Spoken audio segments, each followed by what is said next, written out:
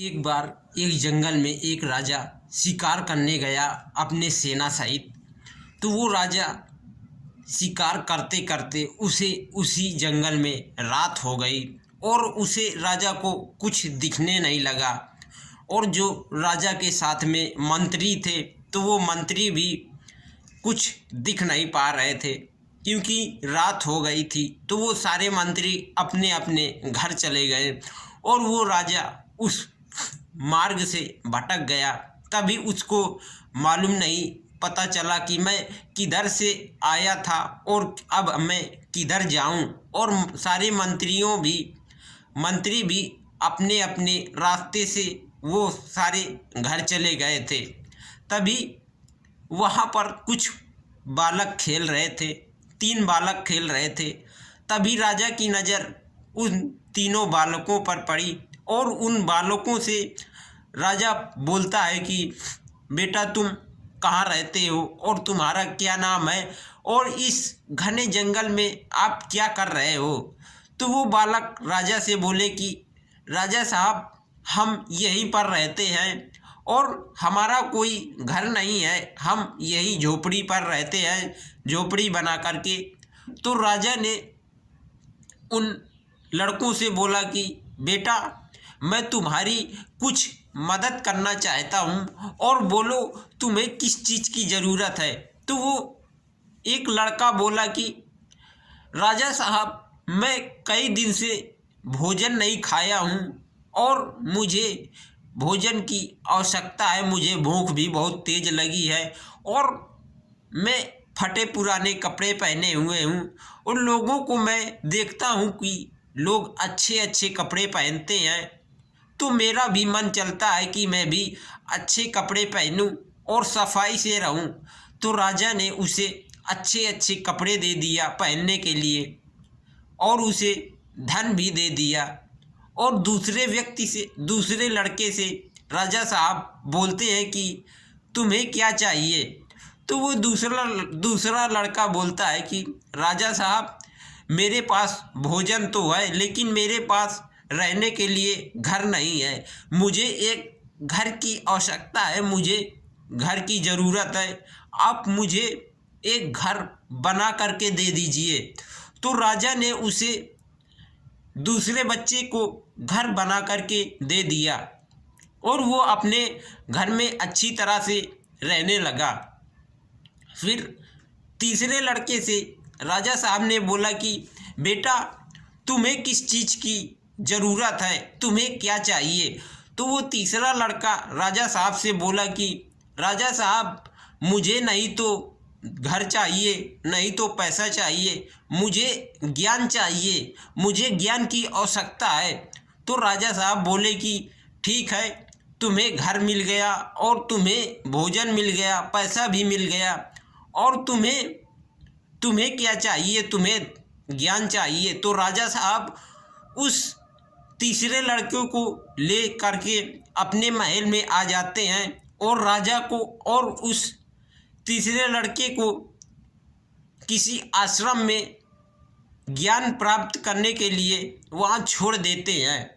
तभी वो तीसरा लड़का ज्ञान प्राप्त करता है और कुछ दिन बाद राजा साहब उससे मिलने जाते हैं। तो राजा साहब उससे बोलते हैं कि बेटा मैं तुम्हें तीनों लोगों को फिर से मिलना चाहता हूँ क्योंकि हम काफ़ी दिन से तीनों लोगों को एक साथ नहीं देखा है। तो वो लड़का अपने दोनों मित्रों को बुलाता है और दोनों मित्रों से राजा साहब बोलते हैं कि आपका क्या हाल है, अपना अपना हाल बताओ। तो वो राजा साहब से वो लड़का बोलता है, पहला लड़का बोल रहा था कि राजा साहब मेरे पास भोजन नहीं है, मुझे भोजन की आवश्यकता है और पैसे की आवश्यकता है। तो उससे राजा साहब बोलते हैं कि तुम्हारा क्या हाल है। वो राजा साहब से बोलता है कि राजा साहब मैंने आपसे भोजन लिया था, अनाज बहुत सारा और धन भी लिया था, तो मेरे यहाँ बाढ़ आई तो सारा धन बह गया और भोजन भी सारा, अनाज जो था तो वो सारा अनाज खराब हो गया।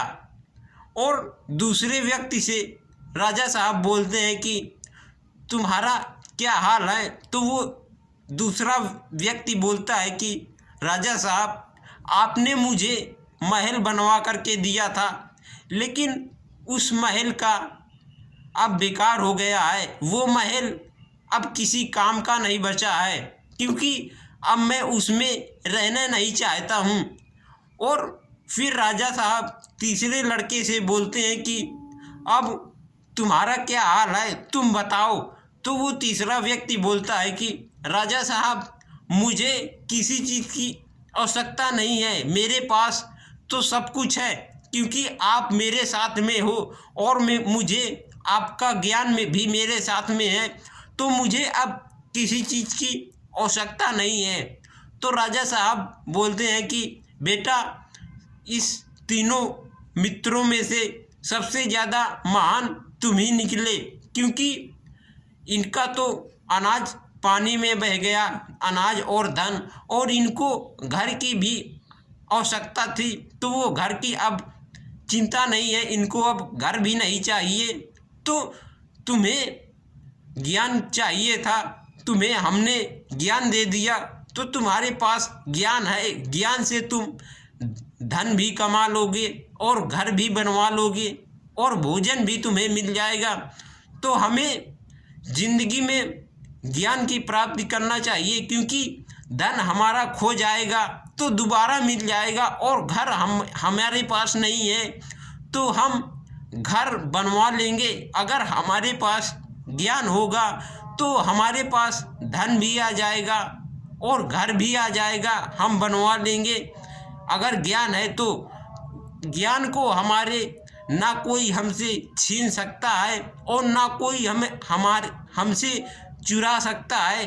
तो हमें, अगर हमारे पास किसी ने धन दे दिया या घर रहने के लिए दे दिया और अन्य चीज़ दे दिया, तो कोई चीज़ खो सकती है, हेरा सकती है, लेकिन अगर आपके पास सच्चा ज्ञान है तो वो ज्ञान को ना ही तो कोई चुरा सकता है और ना ही वो कहीं खो सकता है।